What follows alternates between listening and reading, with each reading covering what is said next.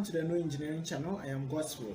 In this aviation related episode, we are looking at why the Concorde retired. Many think it's because of the Air France Concorde crash that happened in 2000. Meanwhile, there are so many reasons why the Concorde was retired. I know you want to know more, so please do me a favor by subscribing if you haven't done so and share. If you have also subscribed, please share so that others get to know about this channel. Thank you very much.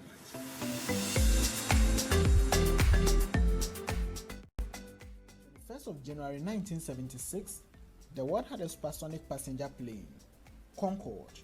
On the 24th of October 2003, it was retired. Why did we have the Concorde in the first place, and why was it retired?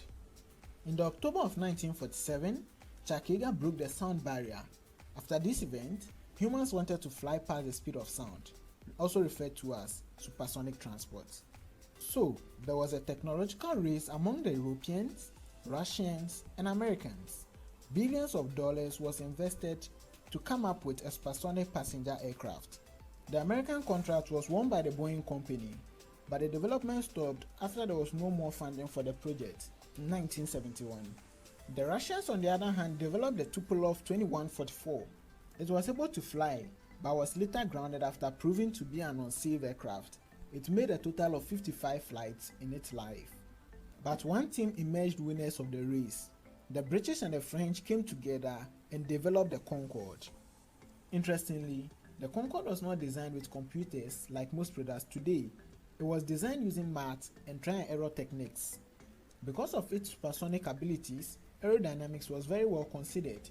The aircraft's fuselage was narrow, with an ogival delta wing.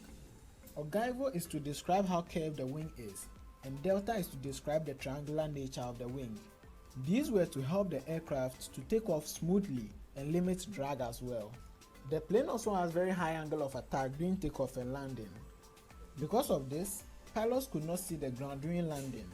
Engineers tried to solve this by introducing a feature called drop snoot, which allowed them to be able to lower the nose of the aircraft for easy visibility of the ground. Concorde cruises at very high altitude, making it possible to see the Earth's curve. It also flew at Mach 2, approximately 2,100 km per hour, even faster than the Earth's spin. A flight from London to New York, which takes an ordinary aircraft about 7 hours, took the Concorde just a little over 3 hours. So, with all these interesting facts about Concorde, why is it still not flying? Don't worry, I will tell you. On 25th July 2000, an Air France Concorde with registration number 4590 crashed into a hotel shortly after taking off, killing all those on board, with 4 other people on the ground.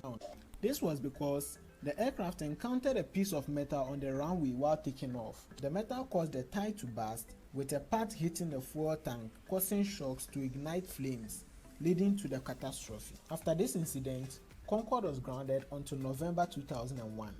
But it was too late. The world has moved on without Concorde. The Air France Concorde crash and the 11 September attack had caused a deceleration in air travel. And on 10th April 2003, the two airlines operating the Concorde announced its retirement. And on 24th October 2003, it was so emotional at Heathrow International Airport to see the Concorde touch down for the last time. Of course, it was given a befitting farewell. Although it's true that the Air France incident and the 11 September attack contributed to Concorde's retirement, other factors also played roles, and they are 1. High fuel consumption. The Concorde's engines were special engines designed to give enough thrust for supersonic speed. These engines were fuel thirsty. It could burn about 2 tons for just taxiing, and by the time the plane reaches supersonic, half of the tank is emptied. Because of the high fuel consumption, it was too expensive to operate. That explains why private airlines didn't purchase it. 2. High ticket prices. The airlines that took the challenge of operating the Concorde had to find ways to make up for the high cost of operation, so they make the Concorde's ticket very expensive. This made most passengers to go for subsonic transports, which was relatively cheaper. The third factor was pollution.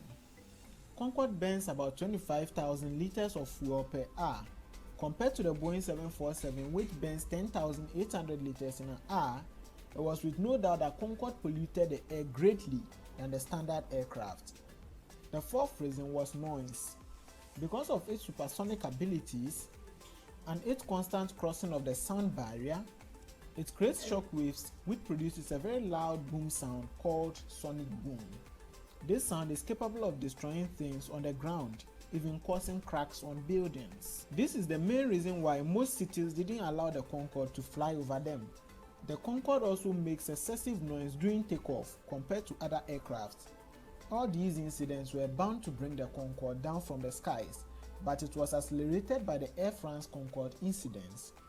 It is very sad that there is no successor of the Concorde after all these years.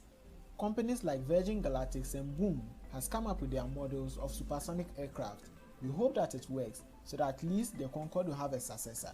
Thank you very much for watching this video. I believe you've learned something. Please subscribe if you haven't done so and share. If you have subscribed too, you can share so that others get to know about this channel. Bye.